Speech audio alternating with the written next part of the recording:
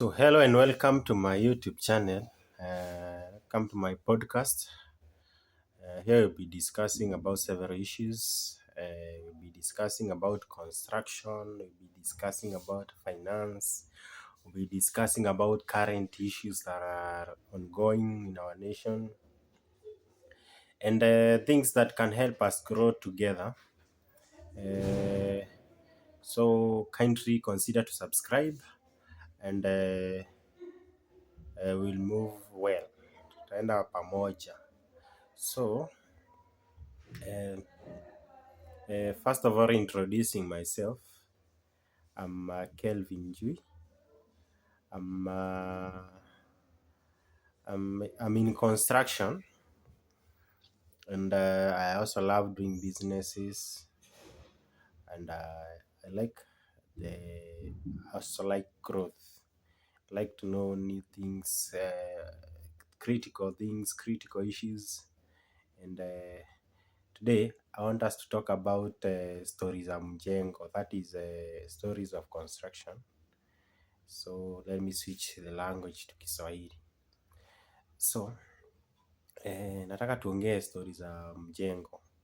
I know watu wengi wako wanakuanga na maswali, what happens where, ni nini inafanyika hapa, ama sifu ama namenikulia umeenda na simiti, sijui mawe ngapi inahitajika. It's something that information yenye haiko huko nje, or if hata kama iko huko nje it's not well articulated because maybe your location is not the same na kwa mwingine. So I know you have so many questions about construction. Najua mko na maswali mengi kuhusu mjengo. Plus mjengo is very comedy, it's very funny. We'll be tackling all those issues hapa. Once in a while I will be having that episode whereby we'll be talking about mjengo ama construction. Sijui tuanze wapi because there is so much to discuss and we cannot, hatuwezi maliza na episode moja. Nataka kuongelesha huo mwananchi wa kawaida, huyo mwenye ako huko mashinani, mwenye hajui aanze wapi amalizie wapi, anasikianga mambo za approval, anasikianga mambo za architect, za engineer. Keep tuende safari pamoja and before the episode ishe utakuwa umeelewa one or two things zenye mahali utaanzia ama mwenye ulikwama mahali mwenye utaendelea. So first of all, mjengo ni nini? Mjengo kuna two types of construction. Inaweza kuwa permanent building ama semi-permanent building. In this case, tutaongea kuhusu permanent building.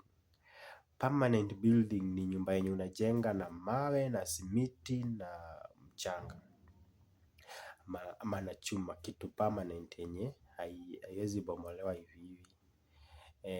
Then kuna mjengo semi-permanent yenye labda umejenga na udongo, mawe, bricks. It involves cement, mortar anywhere.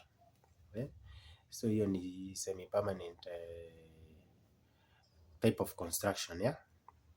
Na hiyo haipelekangu approvals, ni ya huko ushago huko.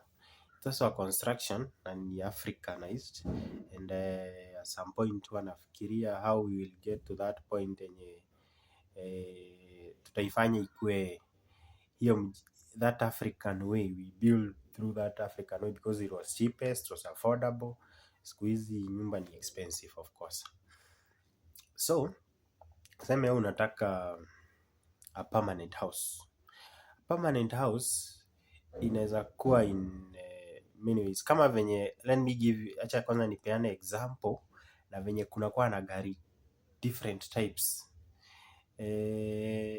Kuna Vitz, kuna Land Cruiser, kuna Prado, kuna TX, kuna name them, Nissan, different companies, different specs. Unapata hii ni kubwa inakunywa mafuta sana, hii ni ndogo, and that's how even in buildings kuko. Yeah, don't assume that kuna Nissan Note, yes, na kuna Nissan Juke, kuna Nissan X-Trail, nimeona Nismo, different kind of cars, but zote ni Nissan. So don't assume ukiniambia 3 bedroom the same house. Inaweza kuwa 3 bedroom yenye iko all en suite, 3 bedroom yenye haina dining, 3 bedroom yenye ni spacious, 3 bedroom flat roof pitched. So in that way, usikuje kwa inbox kuniuliza 3 bedroom ni how much. I'll not have an answer for that question, because you need to specify the specs, the details huko ndani, and also some factor to consider, kama venye gari na the cost of hiyo gari, tuseme ni Nissan Note huko US, si the same cost yenye itatoka huku Kenya.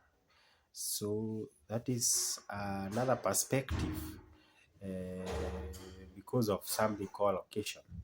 Same na nyumba, they relate in that way. Haya, kuna mwenye anataka comfort, kuna mwenye anataka tu afike, kuna mwingine ako kwa luxury, mwingine tu anataka tu feel tu ako na gari, because maybe it's his or her first time, yeah. In that way pia kwa nyumba kuna different kind of finishes. Kuna basic, hiyo ni kama mtu mwenye tu anataka kufeel tu ako na gari, jari hata kaa ni 1997 kwa 19 what, the same way ndo kwa nyumba pia kuna basic finishes, standard finishes na executive finishes. Pia kuna yana zako juu luxury finishes, maybe wanataka kuimport some mambo hapa na pale waweke kwa wall, like finishes yenye just luxury, yeah. In that way cost is dependent on that. Haya, so kuna 1 bedroom. Tuanze na common kind of houses. We have tuanze na single room, kuna bed sitter, kuna 1 bedroom, kuna 2 bedrooms, kuna 3 bedrooms, 4 bedrooms, 5 bedroom, kuendelea hivyo ukiendanga. Then we have bungalows. Bungalows ni nyumba za chini. It means just 1 floor. That is the ground floor. Unaweza weka mabati ama unaweza roof with unaweza weka concrete pia, reinforced concrete. That's a bungalow, yeah. And kuna mansionette yenye iko na at least ground and first floor from 2-story floors. Then of course ukiongezea inaweza kuwa villa.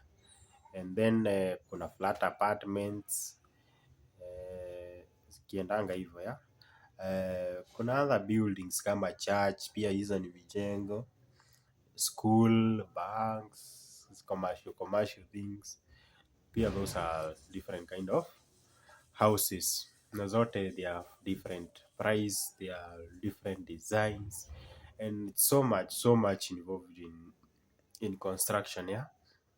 Na it's a hectic field kudeal nayo kama we si expert ama professional. So you need professionals, actually not a one profession. Talking of professionals, wacha tuongee kuna kuanga na nani. Kuna mtu anaitwa architect. Wengine wenu mnasemanga architecture. Architecture is the course, architect ni mwenye kuchora nyumba ama mchoraji wa nyumba. That is mwenye ana conceptualize the idea ya client, anaitoa ikiwa drawing kwa karatasi. Of course alisomea architecture, that is the architect. Then there is the engineer. Kazi ya engineer, that is kuna structural engineer. In this case you are talking of the structural engineer because you are talking about houses. Tuongei mambo ya barabara ama airports or anything, ama stima ama mechanical. We are talking of structural engineer. So kwa structural engineer huyo ni mtu anachora structural drawing na anaifuatilia it has been followed like wamefanya hivyo venye hapo kwa drawing inasema. That is a structural engineer. I think paka hapo tuko pamoja. Then kuna mtu anaitwa quantity surveyor. Huyo ni wa costing, ama anaonyeshana hiyo nyumba itakula pesa ngapi, up to this level itakuwa imekula pesa ngapi, na ana help the client kuplan hizo pesa. That is a quantity surveyor ama QS. Anafanya kitu inaitwa bill of quantity, BOQ. Kuna wengine wanaita BQ, BOQ. All those are ni majina za that document ya costing ya. Prepare material schedule, those estimates ya. And then kuna mtu mwingine anaitwa contractor ama builder. Huyo ni yeye ako na mafundi kwa ground. Huyo ni yeye ako na watu tunaita skilled ama unskilled laborers. Skilled ni watu wenye wamesomea hiyo kitu, ama mafundi, that is in Kiswahili ni mafundi tu. Unskilled ni watu wa mikono. Those ni stories za mijengo. Acha tu tuwaite venye tu anaita huko kwa mjengo. Ni fundi na mtu wa mkono. Pia kuna equipment contractor. Tunaongea kuhusu contractor sasa. Akona equipment, seme kunahitajika excavator, shovel. Tutaongea kuhusu hizo excavator siku moja. Contractor ndo akona hizo vitu. Anaingia nazo kwa site na niya anashindanga site, like akona foreman wake, akona the whole team ya kujenga.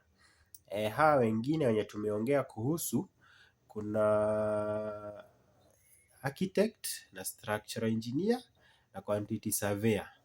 Hawa wanaitwa consultants. Hapo juu bado tuko kwa mjengo, there are other consultants. Kuna mwingine anaitwa mechanical engineer. Mechanical engineer ana deal na mambo za wenye ni mechanical, vitu kama plumbing, yani vitu ni mechanical, chuma, vitu kama hizo. Then kuna mwingine anaitwa electrical engineer. So electrical engineer ana deal na mambo ya stima, like anahakikisha anachora drawing ya stima na anahakikisha waya zimepitia penye zinafaa. That is an electrical engineer. Haya, tutoke hapo turudi bado kwa contractor. Hapo kwa contractor kuna watu wanaitwa subcontractors. Seme kama mtu wa plumbing, mtu wa stima, inakuwa ngumu sana contractor akuwe na watu wake. So anaandika subcontractor wa stima. Anapeana subcontract ya maji, ya stima, ya finishing, vitu kama hizo. Hapo okay. Joke, hatuwezi sahau yule mama wa chakula, pia yeye si yako kwa mjengo, yule anawaletea food. Okay, that was a joke, but pia yeye is involved there, yeah? Kuna watu wanaitwa supplier. Supplier ni watu wa kusupply materials, na ni hawa watu wako na lori, contractor ana deal na wao.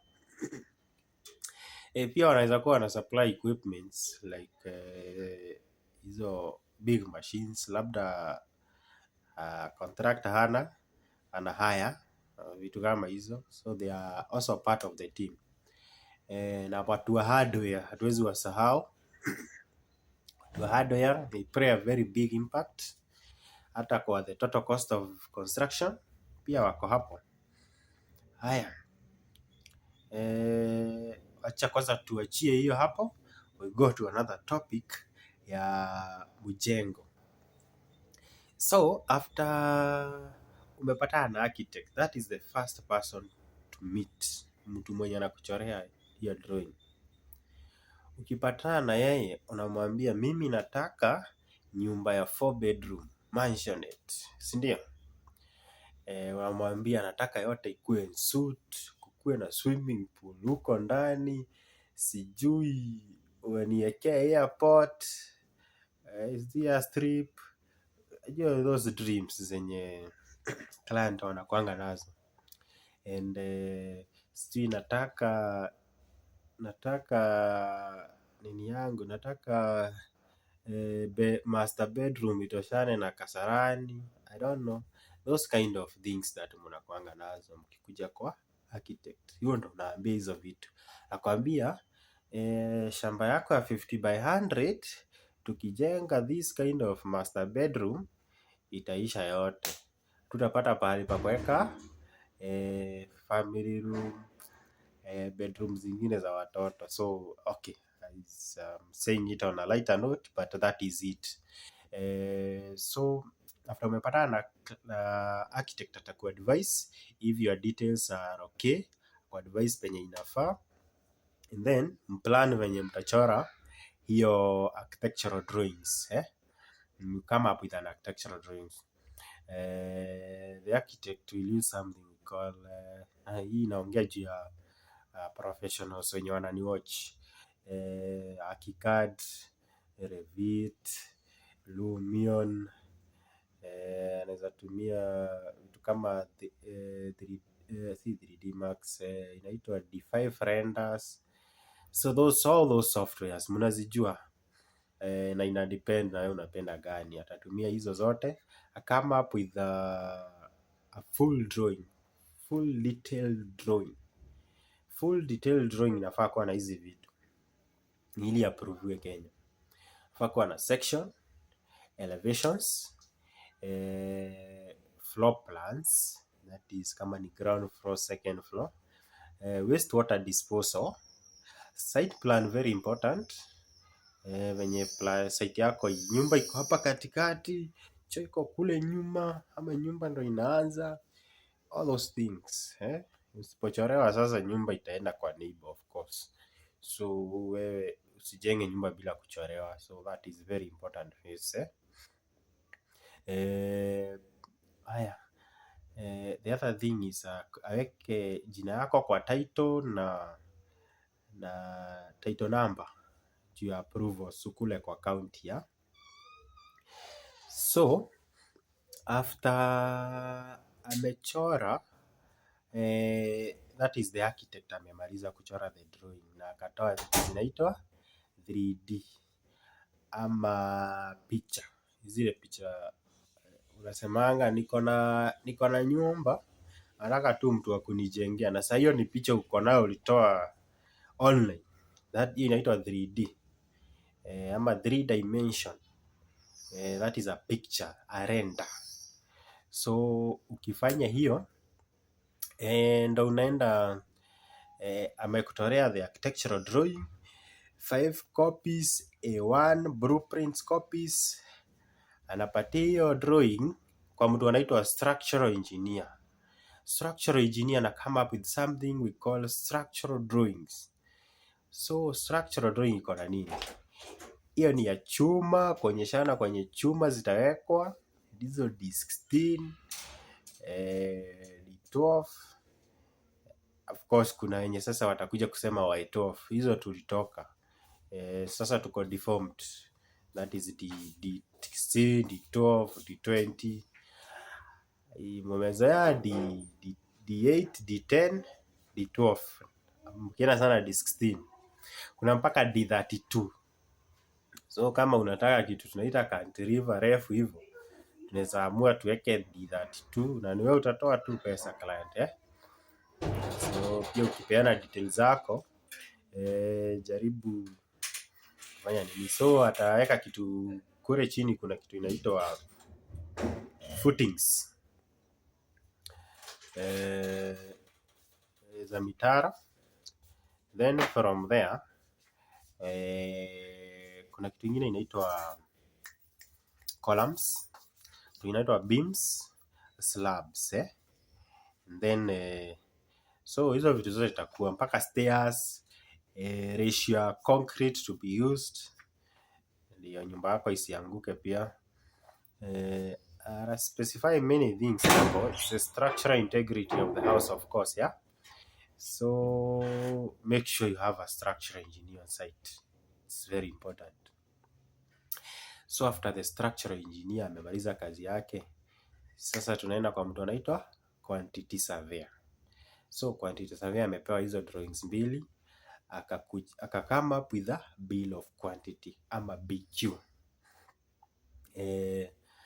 Haya, ana consider nini ndo atoe hiyo bill of quantity ama BQ? Ana consider 4 things. Moja inaitwa topography. Hiyo ni kizungu mingi, inamaanisha kama kumeinama, ama kuko flat, ama yani the ground itself kama imeinama, iko flat ama iko nini.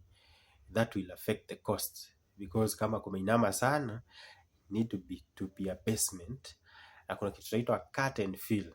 Yani uki level una cut una fill, pia level ya maji isiingie kwa nyumba. Ata consider the nature of soil. Soil ya kwenu ni black cotton kama Kawakis, ni red soil kama Kiambu, ama ni Mara, kama wapi, kama some parts of Kiambu, ama ni mawe.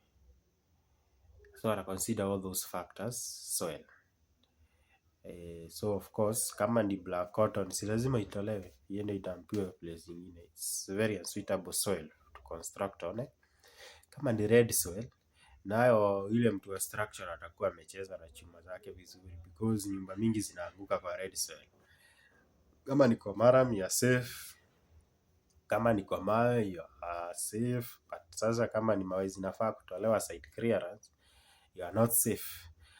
Haya, the other factor is the kind of finishes.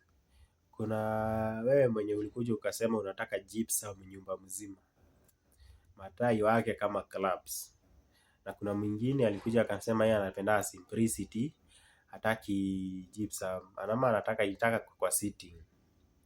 Haya, kuna wewe mwenye uko na very expensive taste, unasema unataka marble kwa kitchen countertops, unasema unataka floors za mbao.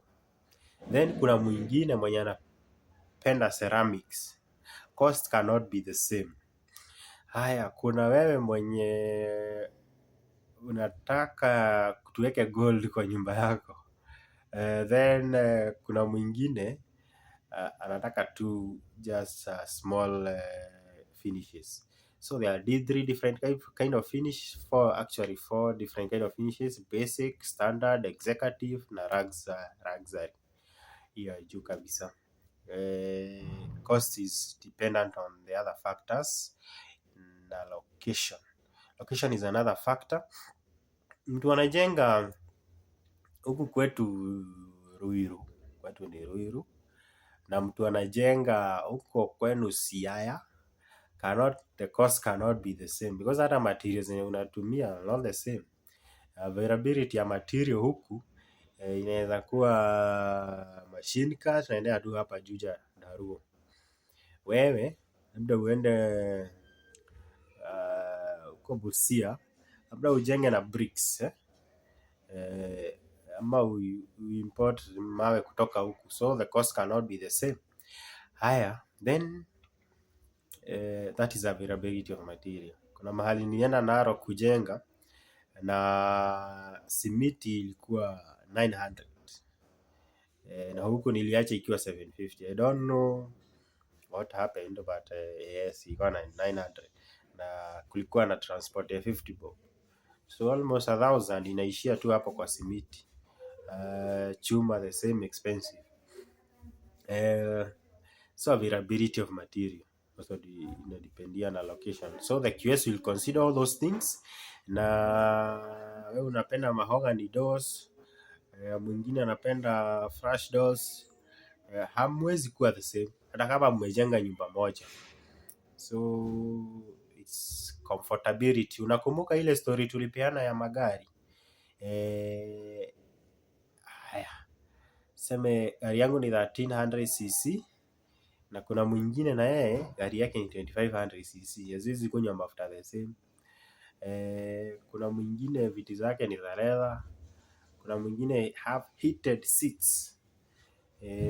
So comfortability, luxury, lazima uingie kwa mfuko kabisa. Haya, tukitoka kwa QS, client ametafuta contractor. Kampuni mingi siku hizi architect wana designer wanajenga, engineer asikia we design and build, we have all those services under one roof. Like for example, us Mhandisi Apex Construction Limited offer all those services under one roof. So ukikuja hizi vitu zote nakwambia, we will do them for you. Hata kama si mimi nitafanya everything, I will do my part, my partners will do their parts and you achieve the same goal. Alafu tukujengea, tutoe nyumba venye tulikuwa tunaitoa hapa pale kwa computer. So contractor sasa. Haya, contractor lazima akue na NCA, akuwa approved by NCA, na naangalia project zake 1 2 3. Haya, turudi pale nyuma kwa approval sasa. Umemaliza all those drawings, unazipeleka kwa approvals 2 ama 3. Ya kwanza inaitwa county government ama kanjo. Yamezoea kwa bebea wheelbarrow huko kwa mtaa au kwa mjengo. All permanent structures must be approved. Yeah. Then requirements ni kama survey map, rates clearance, copy of title, working drawings. Hizo zote lazima ukuwe nazo. Haya, tutoke hapo. Wata approve in 1 month, una approve fee. Haya, hizi vitu sasa, more of the information, wewe visit kwa office tukupe information. Haya, after zimeapproviwa kuna watu wanaitwa National Construction Authority.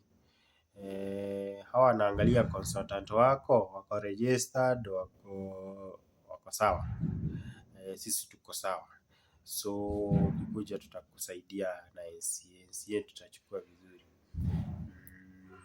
Kuna some fees here and there and then you are good to go to construct. Kuna NEMA pia. Unachimba mahali ama unaharibu environment, unaweza amua kuwatembelea hao pia. Haya, so ukiwa na hizo vitu zote, bring your team together. Consultants wanafanya site visit, contractor anajenga, na mjengo yako inakuwa kazi, unatoa kazi mzuri sana. Haya, tumalizie na hao ka segment ka what's going on sasa huko kwa mjengo sasa on the ground, yeah? What goes on ni watu wa mkono wako na pesa sana kuliko mafundi. It's a funny thing but that is the truth. Because mafundi wakilipwa wanaenda kukunywa pombe, watu wa mkono wana save, hata wana familia. And another thing is that